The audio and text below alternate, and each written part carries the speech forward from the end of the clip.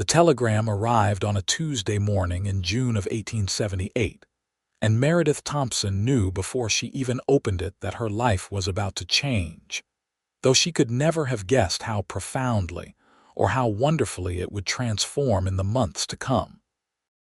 She stood in the dusty street of Jamestown, California, holding the thin paper in trembling hands while the Western Union clerk waited expectantly for a response.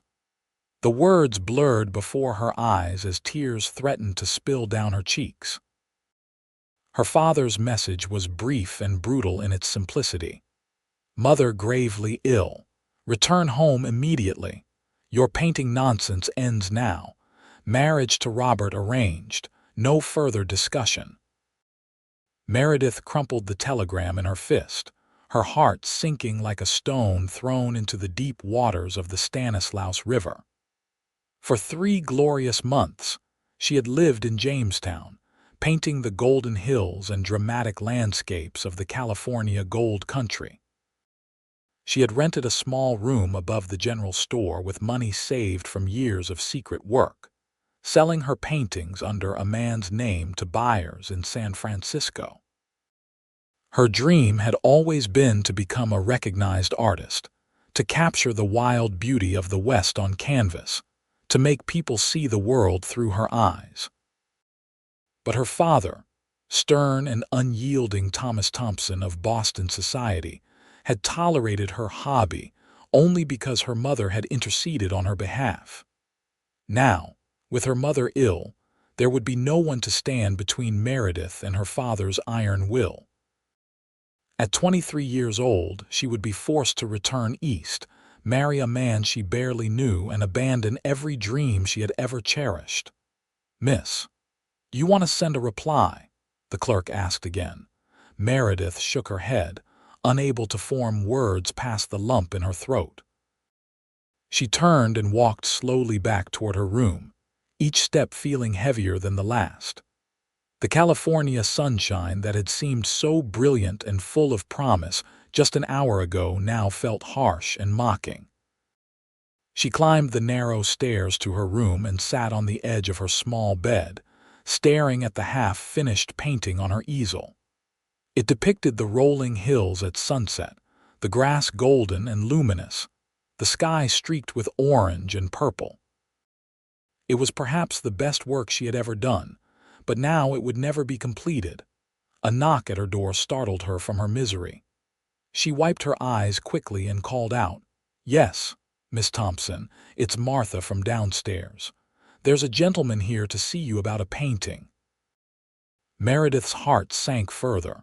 She had no energy for conducting business, but she could not afford to turn away a potential sale.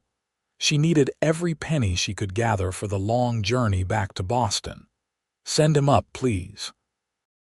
She heard heavy footsteps on the stairs, the distinctive sound of spurred boots on wood. The man who appeared in her doorway was tall and lean, with sun-bronzed skin and dark hair that brushed his collar. He wore dusty leather chaps over worn denim pants, a faded blue shirt, and a leather vest. A Stetson hat was clutched in his hands, and his eyes were the most striking shade of blue-green she had ever seen, like the shallow waters of a mountain stream. "Miss Thompson."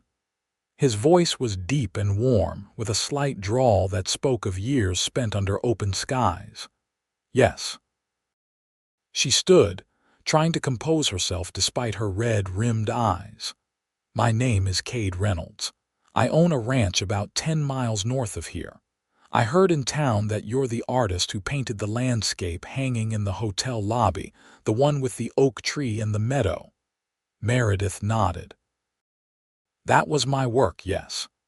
Cade Reynolds stepped further into the room, his gaze moving to the unfinished painting on her easel. He studied it with an intensity that surprised her. Most men who came to buy her paintings barely glanced at them, viewing them as mere decorations. But this cowboy looked at her work the way she looked at the landscape itself, with genuine attention and appreciation. "This is remarkable," he said quietly. "The way you've captured the light, it's exactly how the hills look when the sun is setting." I've seen that view 1,000 times, but you've shown me something in it I never quite saw before." Despite her heavy heart, Meredith felt a flutter of pride. "Thank you.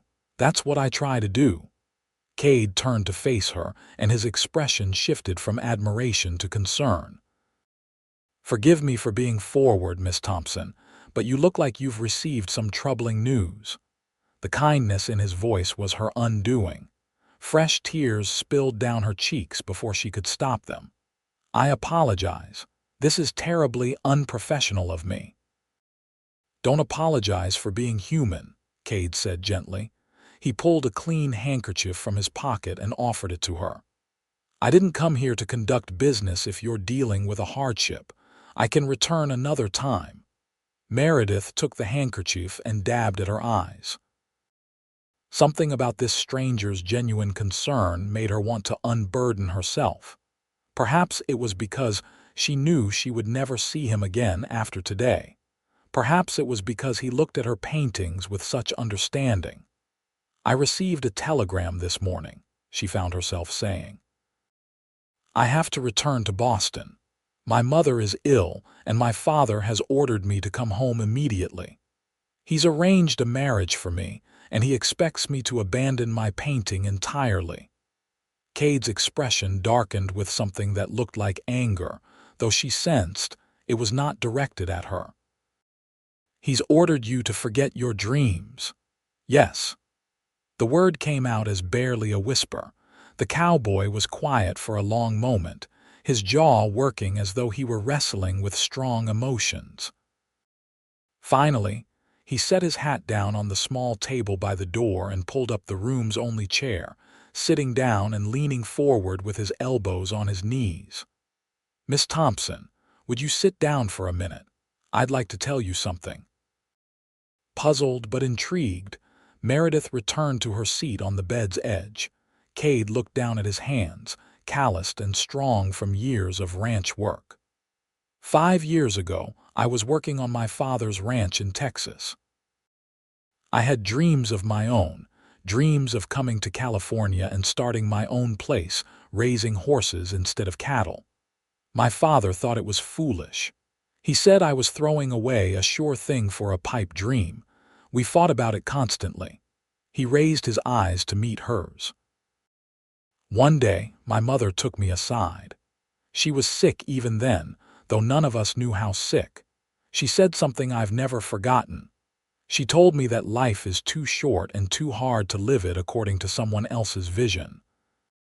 She said that if I didn't chase my dreams while I was young and able, I would wake up one day as an old man full of bitterness and regret." Meredith felt her throat tighten with emotion. "I left Texas the next week with $50, 2 horses, and my mother's blessing. My father didn't speak to me for 2 years, but I came here, worked day and night, and built something I'm proud of. The Reynolds Ranch is small compared to my father's spread, but it's mine. My horses are known throughout the territory for their quality and temperament. I wake up every morning grateful that I had the courage to follow my dream." He stood and moved closer to where she sat. "Tell me your dreams, Miss Thompson. Not the summary you just gave me, but the real ones. The ones that keep you awake at night with excitement. The ones that make your heart race when you imagine them coming true." Meredith stared up at him, startled by the intensity of his request and the earnestness in his eyes. No one had ever asked her this question. Not her parents, not her friends, not the man her father wanted her to marry. They had all dismissed her painting as a phase, a hobby, something to keep her occupied until she settled into her proper role as a wife and mother. "I want to paint," she said slowly, her voice gaining strength as she continued. "I want to capture the beauty of the West and show it to people who have never seen it. I want my work to hang in galleries where people will stop and look and feel something. I want to travel to different territories and paint mountains and deserts and prairies. I want to document this moment in history, this wild and free time before everything becomes tamed and civilized. I want to sign my paintings with my real name, not hide behind a man's initials. I want to be recognized as an artist in my own right." The words poured out of her like water from a broken dam, and by the time she finished, she was breathing hard, her hands clenched in her lap. Cade smiled, and it transformed his whole face. "That's better. Those are real dreams worth fighting for." "But I can't fight my father," Meredith said, the brief fire fading. "My mother needs me, and I cannot abandon her when she's ill. And without my parents' support, I have no money, no way to sustain myself. I've saved a little from my painting sales, but not enough to live on for more than a few months." "What if you had support?" Cade asked. "What if you had a way to stay here and continue painting while still ensuring your mother receives the best care money can buy?" Meredith shook her head in confusion. "I don't understand what you're suggesting." Cade picked up his hat and turned it in his hands, suddenly looking less confident than he had moments before. "Miss Thompson, I came to town today looking for an artist, yes, but I was also looking for something else. Someone else, really." He took a deep breath. "I need a wife." Meredith's eyes widened in shock. "Wait, please let me explain before you think I'm completely mad," Cade said quickly. "I'm not proposing some sort of romantic entanglement. I'm talking about a business arrangement that would benefit us both." He began to pace the small room, his words coming faster now. "My ranch is doing well, better than I ever hoped, but I'm facing a problem. There's a parcel of land adjacent to my property, prime grazing land with a year-round creek running through it. The owner, an old widow named Mrs. Patterson, wants to sell it to me rather than to the big cattle operation that's been buying up land all over the county. But she's old-fashioned, and she doesn't think a bachelor is stable enough to be a proper steward of the land. She's told me flat out that she'll only sell to me if I'm married, if I have a wife who can help me build something lasting." He stopped pacing and looked directly at Meredith. "I need a wife on paper, but I'm not looking for a traditional marriage. I'm proposing a partnership. You would come to the ranch, we would marry in name only, and you would have complete freedom to paint whatever and whenever you wish. I have a house with multiple bedrooms. You would have your own space and complete privacy. In exchange for being my wife in the eyes of the law and the community, I would provide for you financially. You could send money back to Boston for your mother's medical care. You could continue to paint and sell your work. And in a year or two, once I've secured the land and established the ranch more firmly, we could quietly divorce if that's what you wished. Or we could maintain the arrangement as long as it suited us both." Meredith sat frozen, unable to process what she was hearing. It was the most outlandish proposal she had ever received, and yet there was a strange logic to it. "I know this is sudden," Cade continued, "and I know you don't know me from Adam. But I saw your painting in that hotel lobby, Miss Thompson, and I saw your soul in it. I saw someone who understands what it means to love this land, to really see it. Anyone who can paint like that is someone with integrity and depth. And when I heard in town that you might be leaving, that you were being forced to give up your art, something in me just knew I had to at least make the offer." He moved to stand directly in front of her. "Tell me your dreams and I'll help you live them. That's what I'm offering. A chance to stay here, to keep painting, to build the life you want. No father ordering you about, no loveless marriage to a man in Boston, just freedom and opportunity." Meredith's mind raced. It was insane. She barely knew this man. What he was proposing was unconventional to the point of scandal. And yet, as she looked into his earnest face, she saw no deception there, only honesty and a strange sort of hope. "Why would you do this?" she asked. "Why would you tie yourself to a stranger in marriage just to acquire land? Surely there are other women in Jamestown who would marry you in truth." A shadow passed over Cade's face. "There are women who would marry me, yes, but they would expect a real marriage with all that entails. children, domestic duties, a traditional life. I'm not opposed to those things in principle, but I've seen too many marriages where one person gives up everything to fit into the other's life. My mother did that. She had dreams of becoming a teacher, but she married my father instead and spent her life supporting his ambitions while her own withered away.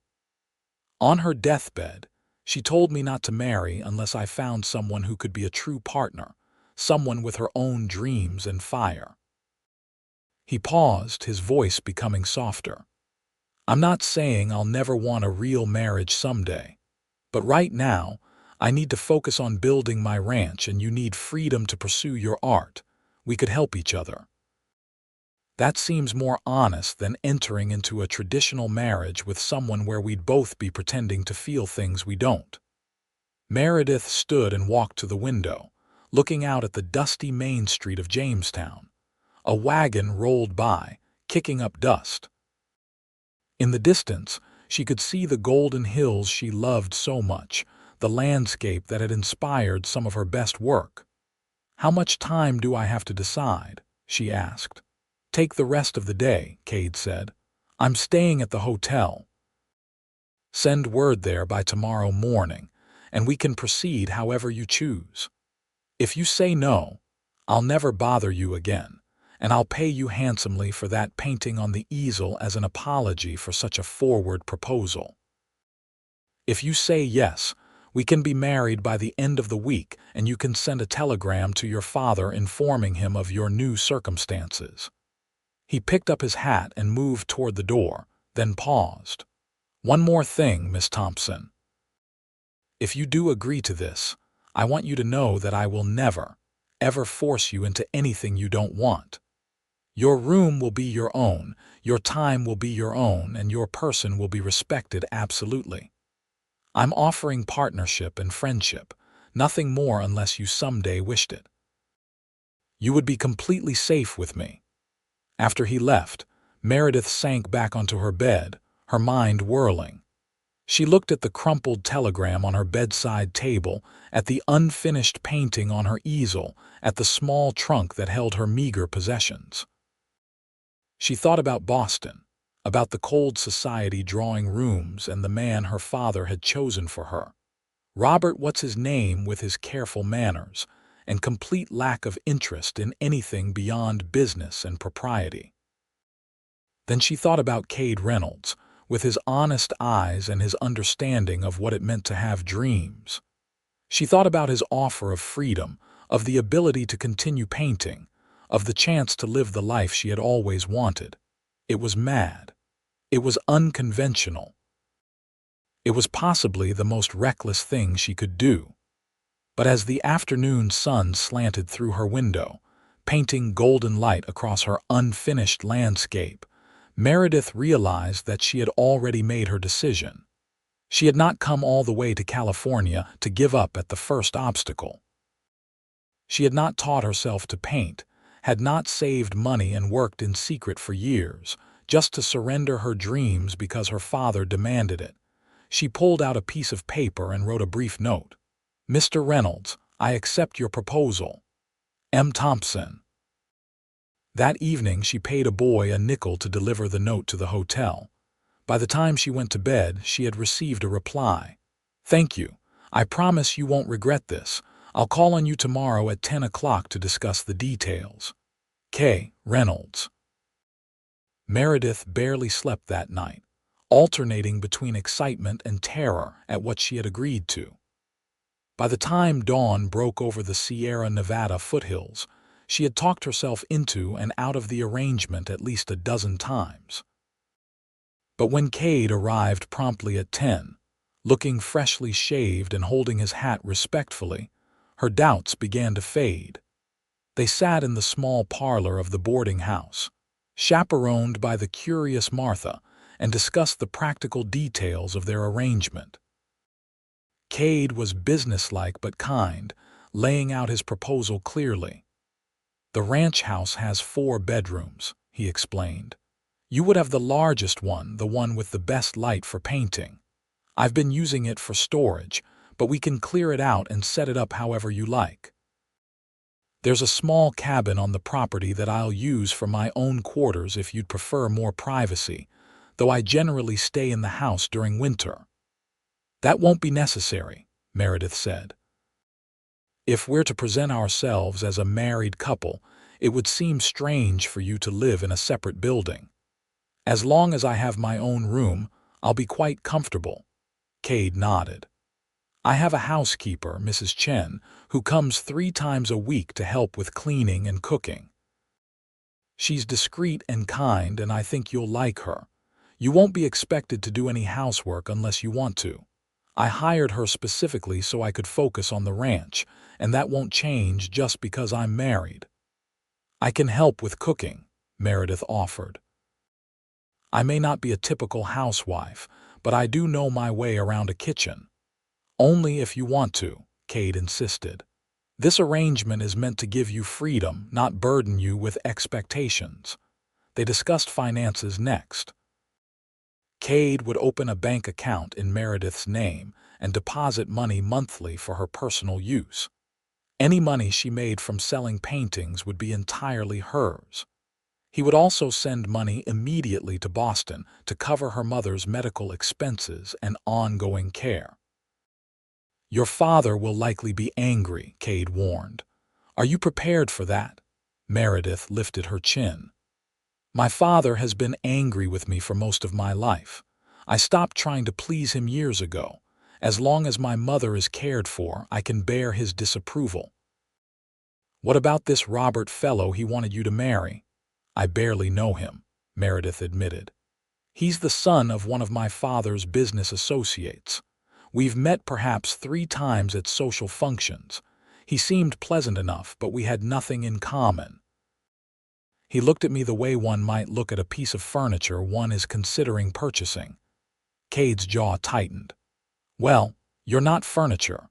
You're a talented artist and a free woman, and you deserve to be treated as such." The warmth in his words made something flutter in Meredith's chest, but she pushed the feeling aside. This was a business arrangement, nothing more. It would not do to develop romantic notions about her soon-to-be husband. 3 days later, they stood before the local minister in a simple ceremony with Martha and Cade's ranch foreman, a grizzled man named Pete, as witnesses. Meredith wore her best dress, a simple green cotton that brought out the color of her eyes, and Cade had on a clean black suit that made him look almost dangerously handsome. When the minister pronounced them man and wife and instructed Cade to kiss his bride, there was an awkward moment where they both hesitated. Then Cade leaned down and pressed a brief, chaste kiss to Meredith's cheek, his lips warm against her skin. "Welcome to the family, Mrs. Reynolds," he said softly, and Meredith felt her new name settle over her like a cloak. They celebrated with a simple meal at the hotel restaurant, and then Cade helped Meredith load her belongings into his wagon. It took only 1 trip, as she owned so little, just her clothes, her painting supplies, and a few precious books. The ride out to the ranch took about an hour, following a winding road through rolling hills covered in golden grass and dotted with ancient oak trees. Meredith drank in the scenery, already planning paintings in her mind. Cade pointed out landmarks as they went, telling her about the area with obvious pride and affection. "That ridge over there is called Eagle's Peak. You can see 3 counties from the top. The creek that runs through my property starts up in those mountains and flows year-round. It's clear and cold, full of trout. Pete and I built the house ourselves 4 years ago, using timber from the property and stone from that quarry you can see over there." When they crested a final hill, Cade pulled the wagon to a stop and gestured ahead. "There it is, the Reynolds Ranch." Meredith's breath caught in her throat. The ranch house was larger than she had expected, a sturdy structure of timber and stone with a wide porch wrapping around 2 sides. It sat in a small valley, surrounded by corrals and outbuildings, with the creek Cade had mentioned running behind it. Mountains rose in the distance, their peaks still touched with snow despite the summer warmth. The whole scene was bathed in the golden light of late afternoon, and Meredith immediately began planning how she would capture it on canvas. "It's beautiful," she said sincerely. Cade's face lit up with pleasure at her approval. "Wait until you see the view from your room. I think you'll like it even better." He was right.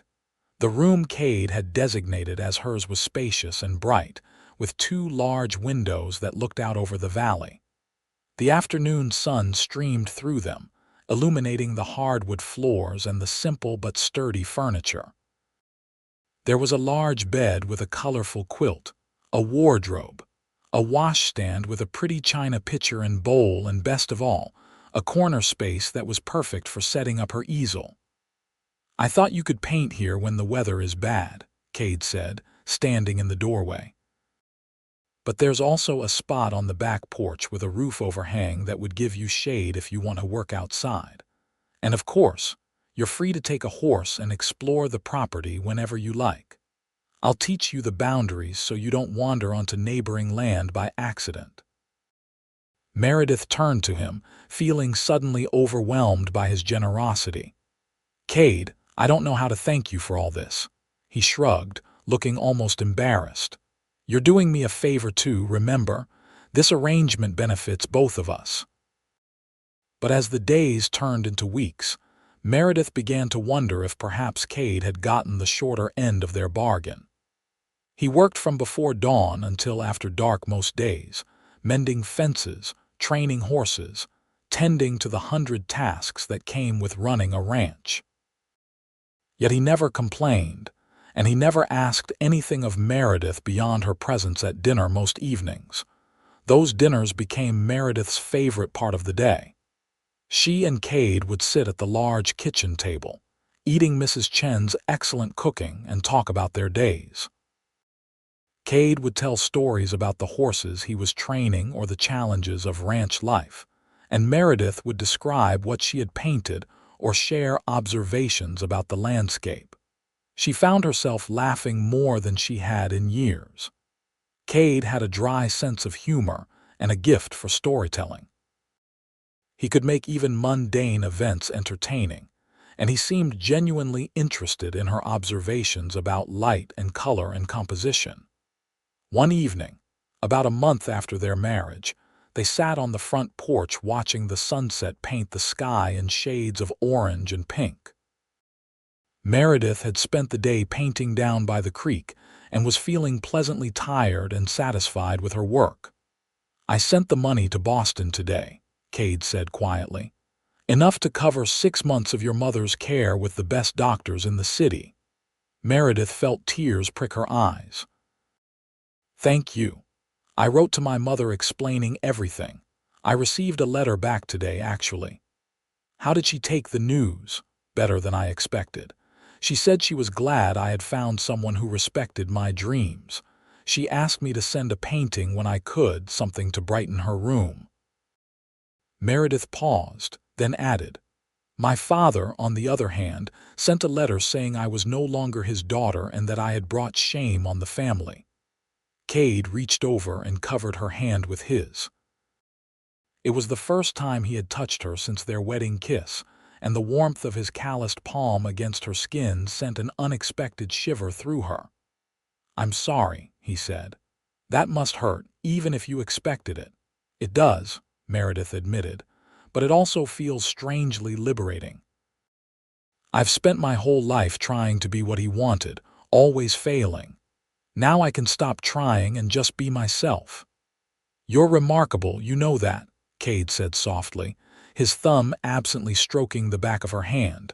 Meredith looked at him, really looked at him in the fading light.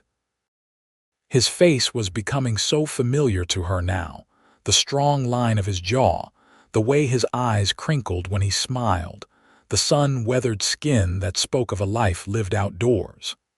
He was handsome. She had known that from the beginning, but it was more than that.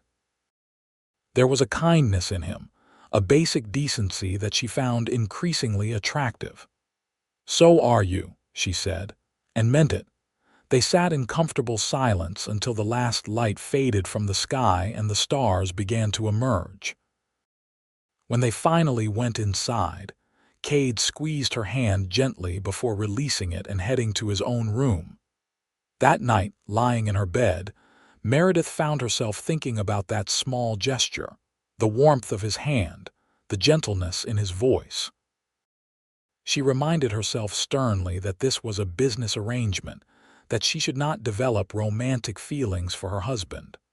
But her heart, it seemed, had not received that message. The following weeks brought a new rhythm to life on the ranch. Meredith fell into a pattern of painting in the mornings when the light was best, helping Mrs. Chen with cooking and housework in the afternoons, and spending evenings with Cade. She was producing some of the best work of her life, capturing the beauty of the California landscape with a freedom and confidence she had never felt before. Cade arranged for her paintings to be sent to galleries in San Francisco and Sacramento, and to Meredith's delight, they began to sell. The gallery owners wanted more, and she found herself with more commissions than she could easily fill. For the first time in her life, she was making real money from her art, enough that she could contribute to the household expenses and send additional funds to her mother. But beyond the success of her painting, something else was growing, something she had not anticipated. She was falling in love with her husband. It happened slowly, in small moments. The way Cade always made sure there was fresh coffee waiting when she came down for breakfast. How he fixed the hinge on her easel without being asked when he noticed it was loose. The gentle way he handled the horses, firm but never harsh, always patient. The sound of his laughter when she said something that amused him. The serious attention he gave when she explained what she was trying to capture in a particular painting. She caught herself watching him as he worked, admiring the easy strength in his movements, the concentration on his face when he was training a young horse. She found excuses to spend time with him, offering to help with small tasks around the ranch even though it was not expected of her. She began to look forward to dinner each night with an eagerness that had nothing to do with hunger for food. And she began to notice small things that suggested maybe, just maybe, Cade's feelings were changing too. The way his eyes would follow her when he thought she was not looking. How he always seemed to be smiling when she entered a room. The way he had started sitting just a little closer to her on the porch in the evenings, close enough that their arms sometimes brushed. One day in late August, Meredith was painting by the creek when a sudden summer storm rolled in. The sky darkened within minutes and rain began to pour down in heavy sheets. She grabbed her supplies and ran for the house, but by the time she reached the porch, she was soaked through. Cade met her at the door, his face creased with concern. "I saw the storm coming and was about to ride out to find you. Are you all right?" "Just wet," Meredith laughed, pushing her dripping hair back from her face. "I should have paid more attention to the sky." "Let me get you some towels," Cade said. But as he moved past her, his foot caught on the edge of the doorframe and he stumbled. Instinctively, Meredith reached out to steady him, and suddenly they were standing very close, his hands on her arms, her hands on his chest. They froze, staring at each other. Water dripped from Meredith's hair onto the floor. Thunder rumbled in the distance. And then, as if drawn by an invisible force, Cade lowered his head and kissed her. It was nothing like the chaste peck he had given her at their wedding. This was a real kiss, deep and searching, his lips warm and insistent against hers. Meredith responded without thinking, her arms sliding up around his neck, her body pressing against his. Heat flooded through her, a warmth that had nothing to do with summer and everything to do with the man holding her. When they finally broke apart, both breathing hard, Cade looked stricken. "Meredith, I'm sorry. I shouldn't have done that. We have an arrangement and I've overstepped." "What if I wanted you to?" Meredith asked breathlessly. Cade stared at her. What? She took a deep breath, knowing she was about to risk everything but unable to stay silent any longer. Cade, these past months have been the happiest of my life. Not just because I'm free to paint, but because of you. I've fallen in love with you. I don't want a marriage in name only anymore. I want a real marriage with you if you'll have me. For a long moment, Cade said nothing, and Meredith felt her heart sink. She had misread the situation. She had been foolish. She had ruined everything. Then Cade cupped her face in his hands, his expression intense. Meredith, I have been half in love with you since the moment I saw you standing in that room with tears in your eyes and fire in your voice when you told me your dreams. These months of living with you, watching you paint, talking with you, laughing with you, they've been torture because every day I've wanted to tell you how I feel, but I was afraid. I didn't want you to think I had tricked you, that I had offered you freedom only to try to trap you into something more. You could never trap me, Meredith said, joy flooding through her. Loving you is the freest I've ever felt. This time when he kissed her, it was tender and full of promise. When they finally pulled apart, both were smiling. We should get you into dry clothes, Cade said, his voice husky. Meredith raised an eyebrow. That's a very practical suggestion for a man who just confessed his love. Cade laughed, the sound full of happiness. I'm trying to be a gentleman. Though I'll admit it's a struggle when you're standing there looking like that. Like what? Like a drowned rat. Like the most beautiful woman I've ever seen. Over the following weeks, their relationship transformed. They were still partners, still friends, but now there was romance woven through everything. Cade would steal kisses when he passed Meredith in the house. She would surprise him by bringing lunch out to wherever he was working on the ranch. They held hands on the porch in the evenings, talked late into the night, and gradually, naturally, their separate bedrooms became just one. Their marriage, which had started as a business arrangement, became a true partnership built on love, respect, and shared dreams. Cade supported Meredith's painting with enthusiasm, building her a proper studio in one of the outbuildings, and making sure she had all the supplies she needed.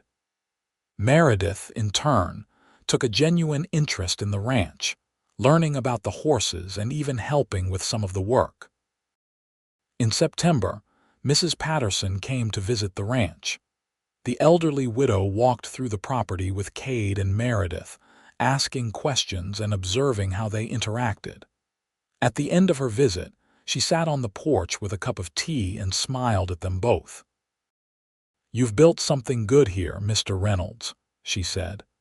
"And you've found yourself a fine wife. I can see that you're true partners, that you respect and care for each other. That's exactly what I hope to see." She agreed to sell the land to Cade at a fair price, and he nearly burst with excitement as he showed Meredith the creek and meadows that would now be part of the Reynolds ranch. "We can expand the herd," he said, his eyes bright with plans. "Build another barn, maybe even a proper breeding facility for the horses. This is going to change everything." "It already has," Meredith said, squeezing his hand. "Though not in the way you expected when you first proposed this arrangement." Cade pulled her close, kissing the top of her head. "No, it's turned out much better than I ever imagined. That winter brought cold rains and occasional snow to the foothills. Meredith painted less outdoors and more in her studio, working on a series of paintings depicting the ranch through the seasons. Cade would sometimes sit and watch her work, fascinated by the process of watching a blank canvas transform into a landscape he recognized. "How do you do it?" he asked one evening as she put the finishing touches on a painting of the oak tree in their front yard. "Do what?" "Make paint on canvas look more real than the actual thing. When I look at that painting, I feel something I don't always feel when I just look at the tree." Meredith set down her brush and considered the question. I think it's because when I paint, I'm not just showing what something looks like. I'm showing how it feels, what it means. That oak tree has stood there for probably 100 years. It's weathered storms and droughts and harsh summers. It's provided shade for countless creatures. When you married me, we sat under that tree and you told me about your dreams for this ranch. So when I paint it, all of that is in my mind, all of that emotion and history. Cade moved behind her, wrapping his arms around her waist and resting his chin on her shoulder. You're extraordinary, do you know that? You might have mentioned it once or twice, Meredith said, leaning back against him. They stood that way for a long moment, comfortable in each other's presence, watching the light fade outside the studio windows. In December, they received word that Meredith's mother had passed away peacefully in her sleep. Meredith grieved deeply, though she took some comfort in knowing that her mother's final months had been comfortable, with no financial worries, and the knowledge that her daughter was happy and pursuing her dreams. She was proud of you, Cade said, holding Meredith as she cried. She told you that in her last letter, remember? She said she was glad you had found your own path. I wish she could have met you, Meredith said. Really met you, not just read about you in letters. She would have loved you. I wish I could have known her. Any woman who raised a daughter like you must have been remarkable. Meredith did not hear from her father, and she tried not to let it hurt. She had Cade now, and the life they were building together. That had to be enough. As winter gave way to spring, Meredith made a discovery that would change their lives once more. She was pregnant. The realization came one morning when she woke feeling nauseated and suddenly understood why she had been so tired lately, why certain smells had been bothering her. She was terrified to tell Cade. They had never really discussed children, and she worried about how pregnancy and motherhood might affect her painting. Would Cade expect her to give up her art to focus on being a mother? Would she become like so many women, her own dreams swallowed up by the demands of family? But she had underestimated her husband. When she finally worked up the courage to tell him over dinner one evening, his face lit up with such pure joy that her fears began to melt away. A baby. He said, his voice thick with emotion. Meredith, that's wonderful. You're happy, she asked hesitantly. Happy, I'm thrilled. He came around the table and knelt beside her chair, taking her hands. Are you worried? Tell me what you're thinking. Meredith took a deep breath. I'm afraid that having a child will mean giving up my painting. I'm afraid you'll expect me to become a traditional wife and mother, that all of this freedom will end. Cade's expression turned serious. Meredith, listen to me. You will always have the freedom to paint. We'll hire help if we need it. We'll arrange schedules. We'll do whatever it takes. You're not just going to be a mother. You're going to be a mother who is also an artist. Your child will grow up watching you pursue your dreams, and that will teach them that dreams matter, that people can be more than one thing. Tears spilled down Meredith's cheeks, but they were tears of relief and happiness. How did I get so lucky to find you? I think I'm the lucky one, Cade said, kissing her gently. You took a chance on a crazy proposal from a stranger, and look where we've ended up. The pregnancy was not always easy. Meredith had days where she felt too ill to paint, and as her belly grew, she had to adjust how she stood at her easel. But Cade was endlessly supportive, rubbing her aching back, bringing her tea and crackers when she felt nauseated, and sitting with her on the porch in the evenings as they made plans for their growing family. In late September of 1879, just over a year after they had first met, Meredith gave birth to a healthy baby boy. They named him Samuel, after Cade's mother Sarah, using the masculine form of her name. Cade held his son with such tenderness that Meredith fell in love with him all over again. He's perfect, Cade whispered, staring down at the tiny face. He has your nose. Poor child, Meredith said with a tired laugh. Your nose is beautiful, and so is he. Those early months of motherhood were exhausting but joyful. Meredith painted less frequently, but when she did, she brought Samuel with her, setting up a basket where he could sleep while she worked.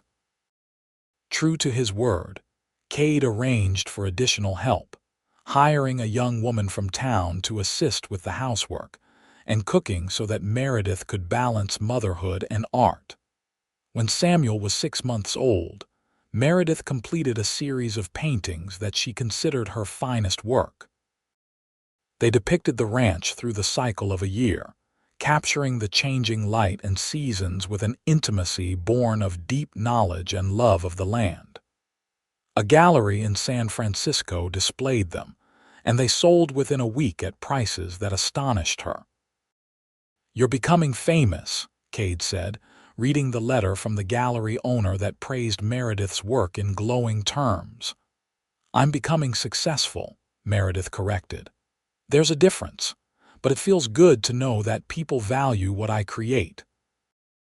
More than the financial success or the critical acclaim, what mattered most to Meredith was that she had achieved her dreams without sacrificing her happiness. She had love, she had a family, and she had her art. For so long, she had believed she would have to choose between these things, that a woman could not have everything. But here, on this ranch in the California foothills, with a husband who truly partnered with her, she had found a way to have it all. As Samuel grew into a toddler, he showed signs of having inherited his mother's artistic eye. He loved watching her paint, and would often sit quietly with his own paper and colored pencils, creating his own childish masterpieces. Cade taught him about the horses and the land, and the boy absorbed it all with eager curiosity.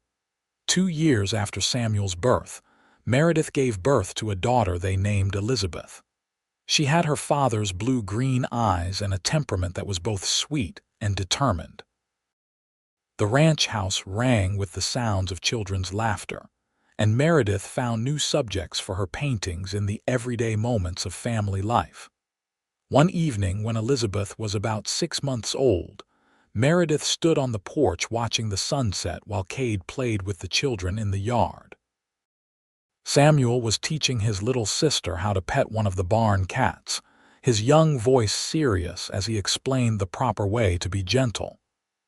Cade supervised with patient attention, ready to intervene if needed but letting Samuel take the lead. Meredith felt a profound sense of contentment wash over her. She thought about the girl she had been just 3 years earlier, standing in that small room in Jamestown with a crumpled telegram in her hand, believing her dreams were over. She thought about how terrified she had been to accept Cade's unconventional proposal, how it had seemed like such a desperate gamble. Cade caught her watching and walked over to join her, leaving the children to their play. He slipped an arm around her waist and kissed her temple. "What are you thinking about?" he asked. "About how far we've come," Meredith said. "About how different my life could have been if you hadn't walked into my room that day." "I think about that sometimes too," Cade admitted. "What if I hadn't gone to town that day? What if I had let you leave without saying anything? I would have lost the best thing that ever happened to me." "We were both pretty brave when you think about it," Meredith said. "I trusted a stranger with my entire future. You offered your name and home to someone you barely knew. Sometimes the bravest thing you can do is take a chance on something that feels right, even when it doesn't make logical sense." Cade turned her to face him, his hands resting on her hips. "You felt right from the beginning, like you were meant to be here, meant to be with me." "I love you," Meredith said, the words as natural as breathing now. "I love you too. More than I ever thought it was possible to love someone." They kissed as the sun painted the sky in shades of gold and rose, their children playing nearby, the ranch spread out before them like a promise kept. Over the following years, the Reynolds Ranch continued to thrive. Cade's horses became renowned throughout California and beyond, sought after for their quality and temperament. Meredith's paintings gained recognition in galleries across the West, and she began to receive commissions from wealthy patrons who wanted her to capture their own ranches and properties on canvas. She never forgot the dream that had driven her west, the desire to document the wild beauty of the frontier before it disappeared. As California became more settled, more civilized, Meredith made it her mission to preserve on canvas what was being lost.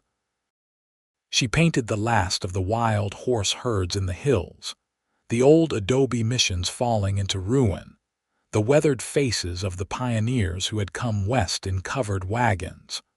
Her work took on a historical significance that went beyond mere artistic merit. Museums began to acquire her paintings, recognizing them as important documentation of a vanishing way of life. But Meredith never forgot that her art was also about beauty, about capturing the emotion and spirit of a moment, not just its physical appearance. Samuel and Elizabeth grew into bright, curious children who were as comfortable on horseback as they were in the schoolroom. Meredith taught them herself for the early years, not wanting to send them to the school in town when they were so young. She incorporated art and nature studies into their lessons, taking them on walks to observe the landscape and teaching them to see the world with an artist's eye. When Samuel was 8 and Elizabeth 6, Meredith gave birth to another son, whom they named Benjamin. He was a cheerful baby with a loud laugh and an adventurous spirit, always getting into things he should not. But he brought new joy to the household, and his older siblings doted on him. The ranch house had been expanded over the years to accommodate the growing family. Meredith's studio remained in the outbuilding, a sacred space where she could work undisturbed, but she also had a small workspace in the house where she could sketch and plan while keeping an eye on the children. Mrs. Chen had become more than just a housekeeper over the years. She was a friend and confidante, someone Meredith trusted completely. She helped care for the children when Meredith was absorbed in a painting, and she kept the household running smoothly through busy seasons and quiet ones alike. Pete, the ranch foreman, had also become like family. He taught the children to rope and ride, to mend fences and tend cattle. He was a man of few words but infinite patience, and both Samuel and Elizabeth adored their Uncle Pete, though he held no blood relation. In the spring of 1885, a letter arrived that would bring both joy and bittersweet emotion. It was from a law firm in Boston, informing Meredith that her father had passed away. To her shock, he had left her a considerable inheritance, along with a sealed letter. Meredith opened the letter with shaking hands, not sure what to expect. The handwriting was her father's, though shakier than she remembered. "Meredith," it read, "I am writing this knowing I will not have the courage to send it while I am alive, so it will reach you only after my death. I have been a stubborn, proud man, and I let that pride keep me from my daughter for too many years. Your mother, before she died, told me I was a fool. She said you had found real happiness, that you were thriving and successful in ways I had never imagined. She said I should swallow my pride and write to you, but I was too stubborn. I want you to know that I kept every newspaper clipping about your paintings that I could find. I have one of your landscapes hanging in my study, though I told people I did not know the artist. I was proud of you, though I could not admit it. I am sorry I let my expectations blind me to who you really were. I hope you have lived the life you dreamed of. Your father, Thomas." Meredith cried when she finished the letter, mourning not just her father's death but all the years they had lost. Cade held her while she wept, offering comfort and understanding. "At least he acknowledged it in the end," Cade said gently. "That takes courage, even if it came too late." "I wish he had sent the letter while he was alive," Meredith said. "I would have written back. I would have tried to build a bridge between us. You can't change the past, love, but you can honor his memory by continuing to live the life he finally came to respect. Meredith used part of her inheritance to establish a scholarship for young women artists in Boston, a way of helping others pursue the dreams that she had fought so hard to achieve. The rest she invested in the ranch, helping Cade build the breeding facility he had always wanted. The children grew and flourished. Samuel showed a gift for working with horses that matched his father's, but he also inherited his mother's creative eye. By the time he was 12, he was helping Cade train horses while also taking photographs, a new technology that fascinated him. He saw photography as another form of art, another way of capturing the world, and Meredith encouraged his experiments. Elizabeth was more interested in the business side of the ranch. She had a head for numbers and organization that neither Meredith nor Cade possessed. By her early teens, she was helping keep the ranch accounts and corresponding with buyers. She was also an excellent horsewoman and had no patience for anyone who suggested that women were less capable than men. Benjamin, the youngest, was a free spirit who loved nothing more than exploring the hills and valleys around the ranch. He collected rocks and plants, studied the wildlife, and declared that he wanted to be a naturalist when he grew up. Meredith painted with him sometimes, both of them setting up easels side by side, though Benjamin's interests were more scientific than artistic. In 1890, when Samuel was 11, Elizabeth 9, and Benjamin 5, Meredith completed what many would consider her masterwork. It was a massive canvas, 6 feet wide, depicting the Reynolds Ranch from the high ridge that overlooked the property. Every building, every tree, every fence line was rendered in meticulous detail, but it was more than just a realistic depiction. The painting captured the essence of the ranch, the life and love and hard work that had built it. The golden light of late afternoon bathed everything in warmth, and the viewer could almost feel the breeze that moved the grass and stirred the leaves of the oak trees. The painting was displayed in a prestigious gallery in San Francisco, and it drew crowds. Art critics called it a masterpiece, a perfect encapsulation of the California ranch life that was already beginning to fade as the frontier closed. Multiple buyers wanted to purchase it, offering prices that made Meredith dizzy, but she refused all offers. "It's not for sale," she told the gallery owner. "That painting is my home, my heart. Some things can't be bought." Instead, she donated it to the California Historical Society, with the stipulation that it be permanently displayed for the public to view. She wanted people for generations to come to see what life had been like in this golden age, to understand the beauty and hardship and joy of building something from nothing. The years continued to roll by, marked by the changing seasons and the rhythms of ranch life. Cade's hair began to show threads of silver at the temples, and Meredith found her own dark hair lightening. They laughed about growing old together, about how they had become such a unit that they sometimes finished each other's sentences. The love between them, which had started so unexpectedly, had only deepened with time. They still stole moments alone when they could, walking down to the creek in the evenings after the children were in bed, sitting on the porch watching the stars. They still surprised each other with small gestures of affection, still found new things to talk about and dream about together.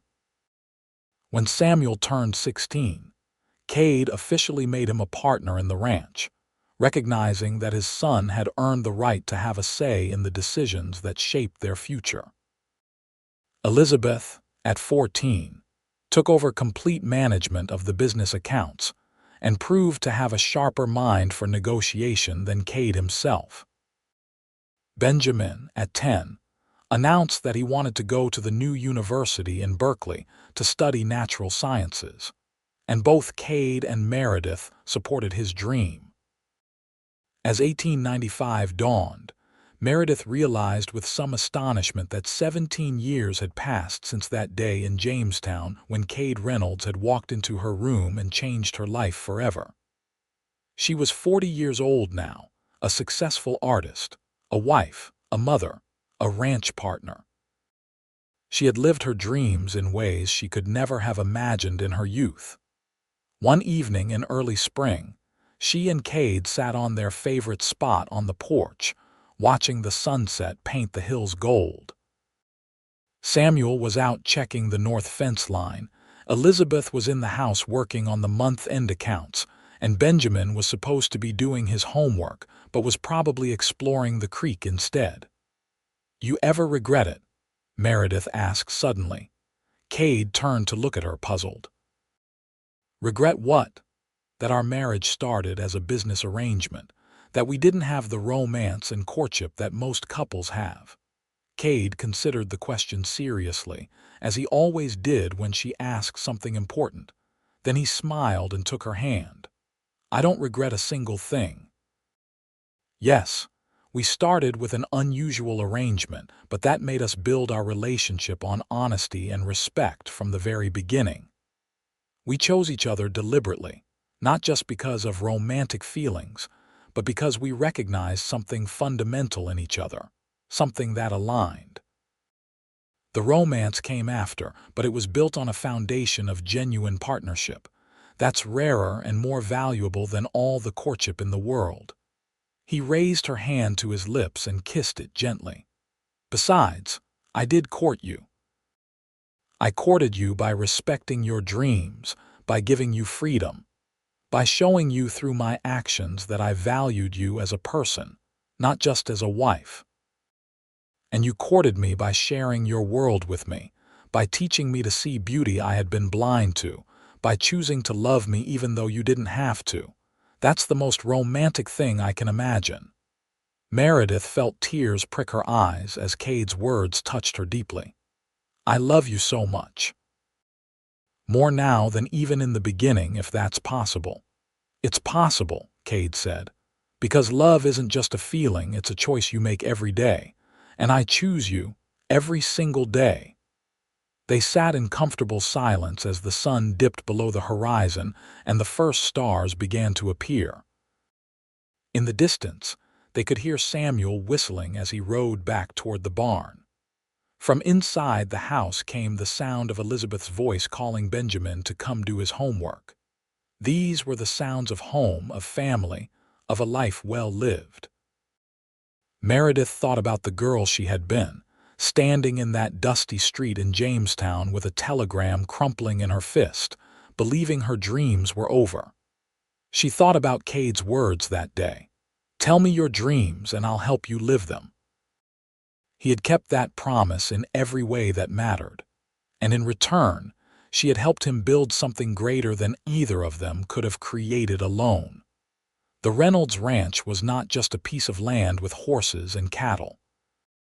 It was a testament to what could be built when two people respected and supported each other's dreams. It was a home filled with love and laughter, where children grew up understanding that dreams mattered, and that hard work and dedication could make those dreams reality. As the years continued to pass, that truth only became more evident. Samuel married a woman he met at a horse auction, a rancher's daughter with her own dreams of breeding championship stock. Together, they expanded the horse program and brought new innovations to the ranch. Elizabeth eventually married as well, to a businessman from Sacramento, but she continued to manage the ranch finances even after she moved to the city, traveling back regularly to check on operations and spend time with her family. Benjamin did go to university, where he studied natural sciences and eventually became a professor, writing papers about the ecology of the California foothills that were informed by his childhood on the ranch. He never married, but he was a beloved uncle to his siblings' children, always ready with fascinating facts about nature and patient answers to their endless questions. Meredith continued to paint, her work evolving and deepening as she aged. Her later paintings had a different quality than her early work, a wisdom and perspective that came from a life fully lived. She painted her children and grandchildren, captured the changing face of California as it moved from frontier to settled state, and never lost her sense of wonder at the beauty of the world around her. Cade remained strong and healthy well into his later years, still working the ranch alongside Samuel, though he gradually turned over more of the day-to-day operations to his son. He never lost his love for horses or his deep connection to the land. And he never stopped looking at Meredith with the same admiration and love that he had shown from the beginning. On their 20th wedding anniversary in 1899, Cade surprised Meredith with a trip to San Francisco. They spent a week in the city, visiting galleries where her work was displayed, eating at fine restaurants, and simply enjoying time alone together, something that had become increasingly rare as the family had grown. On their last evening in the city, they walked along the wharf as the sun set over the bay. Cade pulled a small wrapped package from his pocket and handed it to her. "What's this?" Meredith asked. "Open it and see." Inside was a beautiful silver locket on a delicate chain. When Meredith opened it, she found a tiny painting inside, barely an inch across, depicting the oak tree in their front yard. "Did you paint this?" she asked in amazement. Cade looked almost embarrassed. "I've been taking lessons from Benjamin when he comes home from university. I wanted to create something for you, something that showed I understand what your art means to you. I know it's not very good."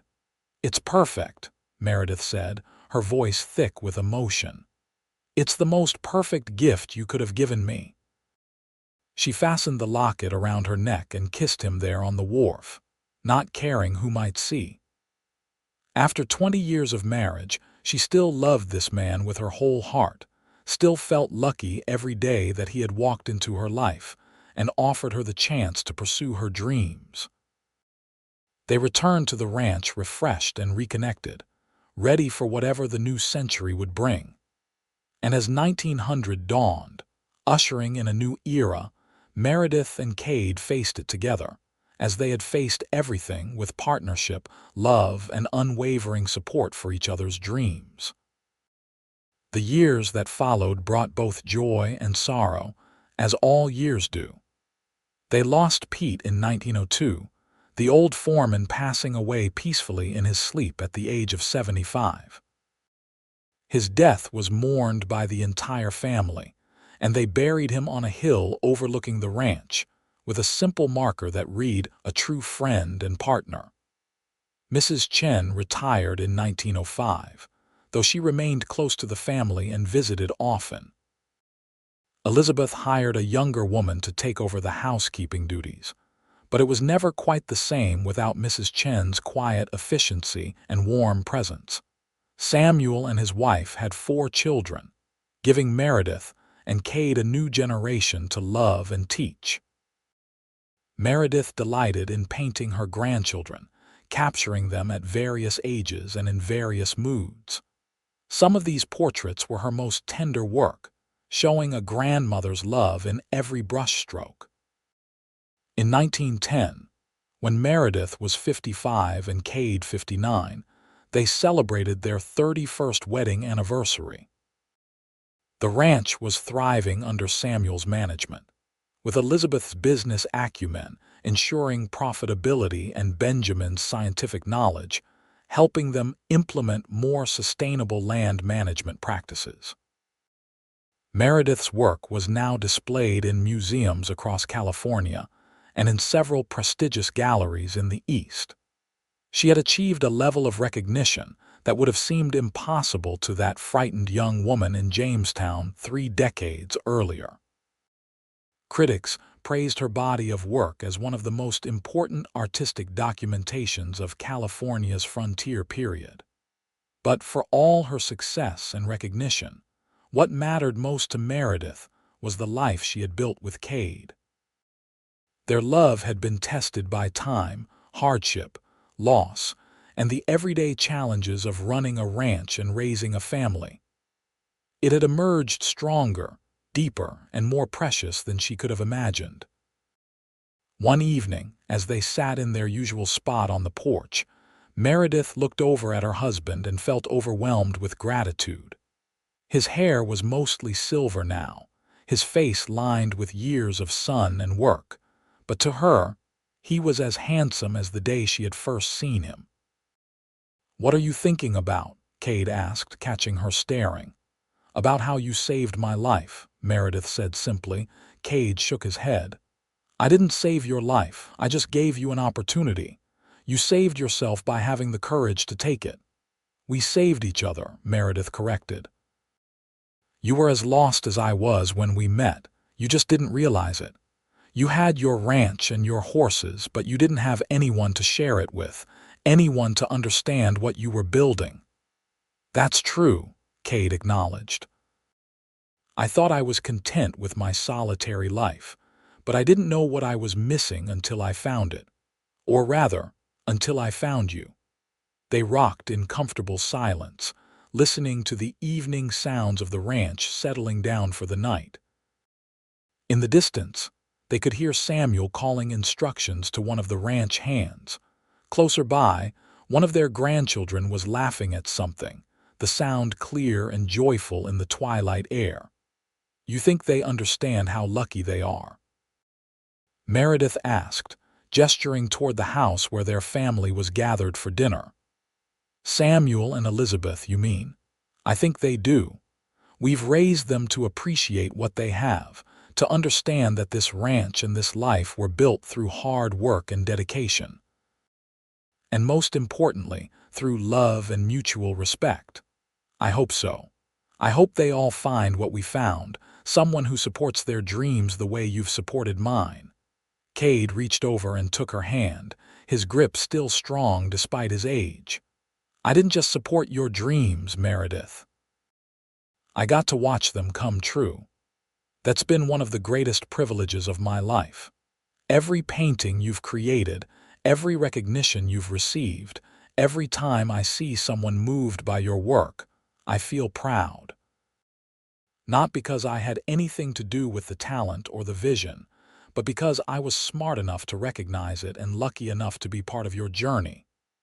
Meredith squeezed his hand, too moved for words. After 31 years, he could still say things that made her fall in love with him all over again. As the last light faded from the sky and stars began to emerge, they went inside to join their family for dinner. The table was crowded with 3 generations of Reynolds, all talking and laughing and passing dishes in comfortable chaos. Meredith looked around at the faces she loved and felt a profound sense of accomplishment that had nothing to do with her artistic success. This was her masterpiece, she realized. Not any single painting, but this life, this family, this love that she and Cade had built together. The paintings would outlast her, would hang in museums and private collections for generations to come. But this, the laughter and love around this table, was what truly mattered. After dinner, Elizabeth pulled Meredith aside. "Mother, I have something to tell you. I'm expecting again." Meredith hugged her daughter tightly, delighted by the news. Elizabeth had 2 children already, but she had always wanted a large family. "That's wonderful, darling. When?" "Late winter, the doctor thinks. I wanted to tell you and Father first before we announce it to everyone else." They shared the news over dessert, and the family celebrated with toasts and well wishes. Cade caught Meredith's eye across the table and smiled, and she knew he was thinking the same thing she was. Their family continued to grow, to thrive, to build new branches on the tree they had planted together. The years continued their steady march. Meredith's painting hand began to show signs of arthritis, forcing her to work more slowly, to take more breaks, but she refused to stop entirely. She adapted, finding new techniques that accommodated her changing physical abilities. Her later work had a looser, more impressionistic quality that some critics actually preferred to her earlier, more precise style. Cade's body also began to slow down. He could no longer work the long hours he once had, no longer ride for miles checking fence lines. But he remained involved in the ranch, offering advice and guidance to Samuel, spending time with his grandchildren, and always supporting Meredith in whatever project she was pursuing.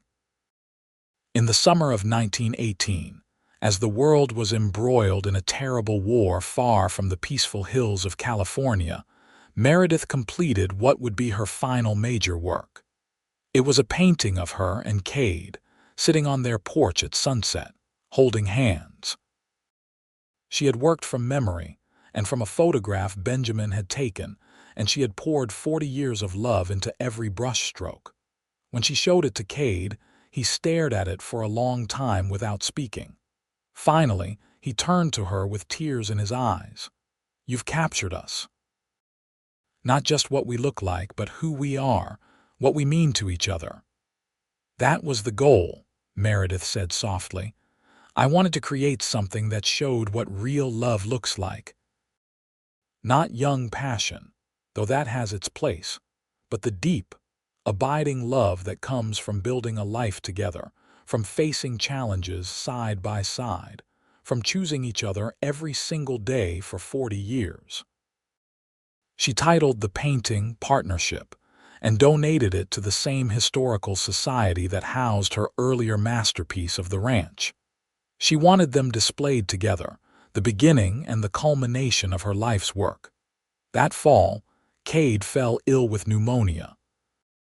The doctor came out from town and did what he could, but Cade's 77-year-old body struggled to fight off the infection. For 2 weeks, Meredith rarely left his side, sitting by his bed, holding his hand, talking to him about their life together. On a cool October evening, as the sun was setting over the hills he loved so much, Cade squeezed Meredith's hand weakly and smiled at her. "Thank you," he whispered. "For what?" "For saying yes. For taking a chance on a crazy proposal from a stranger. For giving me 40 years of the most wonderful partnership anyone could ask for. For teaching me to see beauty I would have missed. For loving me." Meredith couldn't speak past the lump in her throat. She just held his hand tighter and whispered, "Thank you for seeing me. For asking about my dreams. For helping me live them. For loving me exactly as I was." Cade's eyes drifted closed. "Best decision I ever made," he murmured.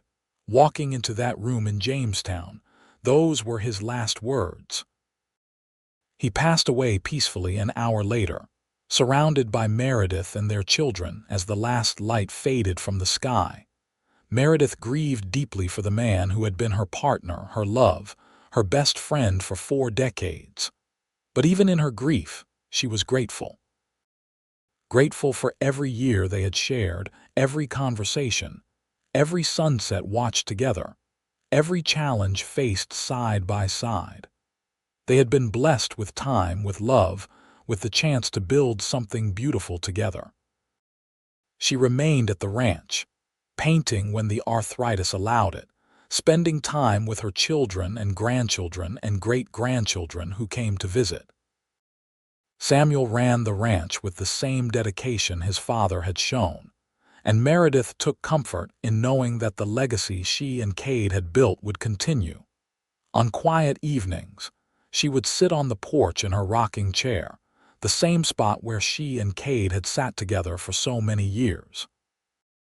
She would watch the sunset paint the hills gold and feel his presence beside her.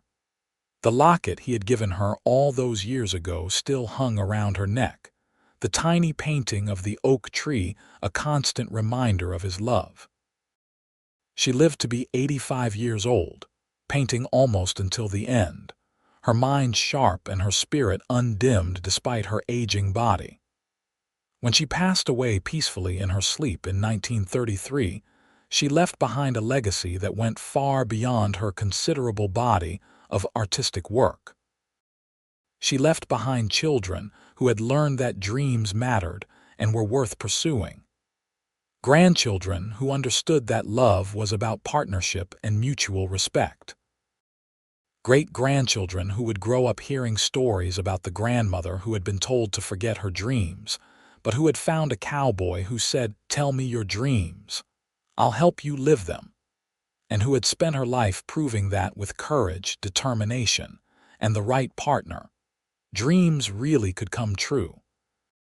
The Reynolds Ranch continued for generations, each new custodian understanding that they were stewards not just of land and horses, but of a legacy of love and partnership. Meredith's paintings hung in museums and private collections, viewed by millions of people over the decades, each one a window into a time and place that no longer existed except on canvas. But perhaps her greatest masterpiece was the life she had lived, the love she had shared, the family she had raised. That legacy lived on in every descendant who chose to pursue their dreams, who built partnerships based on respect and mutual support, who understood that the greatest adventure was finding someone who would help you become your best self while you did the same for them. And on quiet evenings, when the sun sets over the golden hills of California, when the light slants across the landscape in that particular way that Meredith Reynolds captured so perfectly in her paintings, some say you can still feel their presence, the artist and the cowboy who took a chance on each other and built something that lasted far beyond their years together. Their story became legend in Jamestown and the surrounding area, told and retold to new generations. The story of how a frightened young woman, ordered to forget her dreams, met a cowboy who offered her freedom. How a marriage that started as a business arrangement became one of the great love stories of the frontier era. How two people, by respecting and supporting each other's dreams, created something far greater than either could have achieved alone.